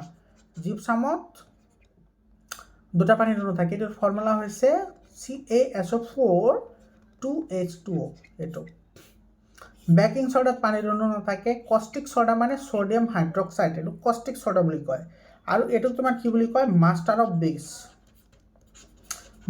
বেছ বুলি কয় তাৰ মানে সোডিয়াম হাইড্ৰক্সাইড হৈছে তোমাৰ মাষ্টাৰ অফ বেছ অৰ্থাৎ ক্ষাৰকৰ বাপ সোডিয়াম হাইড্ৰক্সাইড ঠিক আছে তো এটা আমাৰ সুধিছে যে জলযুক্ত লৱণ তো তাৰ মানে ক'ত তোমাৰ কি আছে পানী আছে এইটোত পানী আছে আৰু এইটোত পানী আছে গতিকে পি আৰু কিউ হ'ব এইটো আমাৰ ডি অপশ্যনটো কি হ'ব কাৰেক্ট অপশ্যন হ'ব আৰু আমাৰ ছাত্ৰ ছাত্ৰীসকল চ ইয়াতে যিবোৰ কুৱেশ্যন আছে মই তোমালোকক গেৰাণ্টিৰ সৈতে ক'ব পাৰোঁ তোমালোকে যদি পঢ়া 45টা MCQ তোমালোকৰ এজ ইট ইজ কুৱেশ্যন তোমালোকে কমন পাবা তো তোমালোকৰ এইটোৰ যদি PDF ফাইল লাগে PDFৰ কাৰণে 7002824673 এইটো নম্বৰত তোমালোকে হোৱাটছআপ কৰিবা তোমালোকে PDF ফাইল পাই যাবা আৰু PDF কিন্তু ফ্ৰী দিয়া নহয় মাত্ৰ 100 रुपीस কিমান रुपीस 100 रुपीस তোমালোকে পে কৰিলে তোমালোকে এই MCQৰ PDFটো পাই যাবা পাৰ্টিকুলাৰলি MCQৰ PDFটো পাই যাবা আৰু এই MCQৰ পৰাই তোমালোকে 45টা MCQ তোমালোকে